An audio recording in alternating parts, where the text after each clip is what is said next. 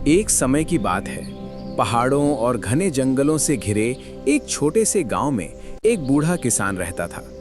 उसकी जिंदगी कभी बहुत सादा और खुशहाल थी, लेकिन एक दिन बीमारी ने उसकी पत्नी को उससे छीन लिया।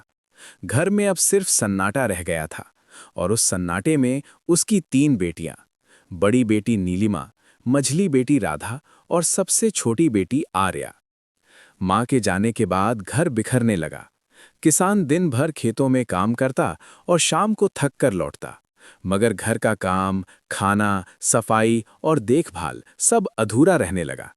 एक रात उसने सोचा कि अब किसी नौकरानी को रखना पड़ेगा, वरना ये घर नहीं चल पाएगा।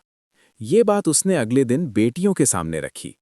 तभी सबसे छोटी बेटी आर्या आगे आई। उसकी आवाज में कोई शिकायत नहीं थी, बस अपनापन था। उसने कहा, बाबा, किसी को रखने की जरूरत नहीं है, मैं हूं ना, मैं सब संभाल लूंगी। बूढ़े किसान ने उसे ध्यान से देखा। इतनी छोटी उम्र और इतनी बड़ी जिम्मेदारी, मगर आर्या की आंखों में डर नहीं था। उस दिन से आर्या ने घर की बागडोर अपने हाथ में ले ली। सुबह सूरज से पहले उठना, पानी भरना, चूल्हा जलाना, खाना बनाना, खेत से लौटे बाबा के पांव दबाना, कोई काम ऐसा नहीं था जिसे वो बोझ समझे। जो भी करती, दिल से करती। किसान का दिल हर दिन अपनी सबसे छोटी बेटी के लिए और नरम होता गया, मगर यही प्यार उसकी बड़ी बेटियों को चुभने लगा। नीलिमा और राधा दिन भर आईने के सामने रहतीं। नए कपड़े, गहने और अपनी खूबसूरती के अलावा उन्हें कुछ दिखाई नहीं देता था। आर्या की मेहनत उन्हें उसकी अच्छाई नहीं, अपनी हार लगती थी। एक दिन किसान शहर जाने की तैयारी करने लगा। जाते समय उसने बेटियों से पूछा कि वो उनके लिए क्या लाए।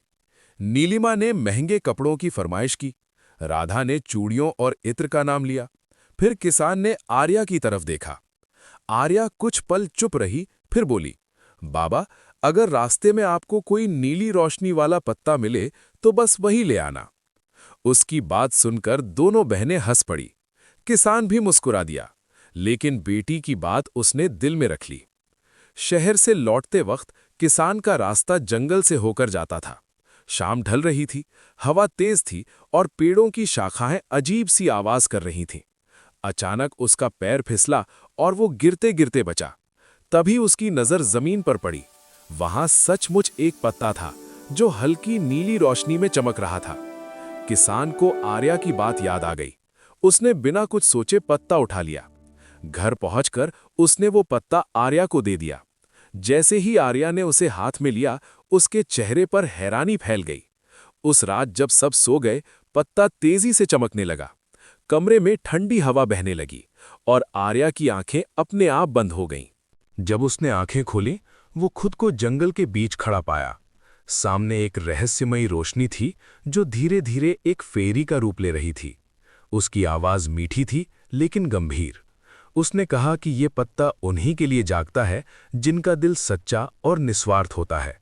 फेरी ने आर्या से कहा कि वो उसकी मेहनत और त्याग से खुश है और उसे वरदान देना चाहती है। आर्या ने कोई धन या सुंदरता नहीं मांगी, उसने बस यही कहा कि उसके बाबा और उसका घर हमेशा सुरक्षित रहे। फेरी मुस्कुराई।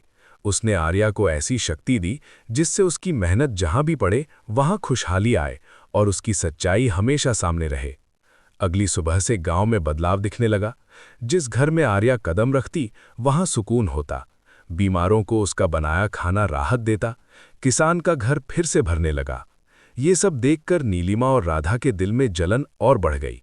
उन्होंने सोचा कि अगर आर्या को ये सब मिल सकता है तो उन्हें क्यों नहीं।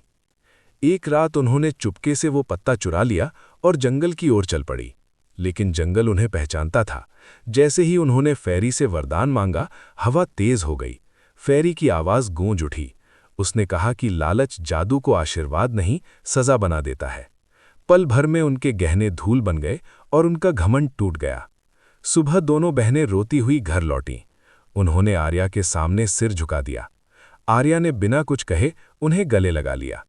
उस पल किसान की आंखों में आंसू थे, मगर वे दुख के नहीं, सुकून के थे।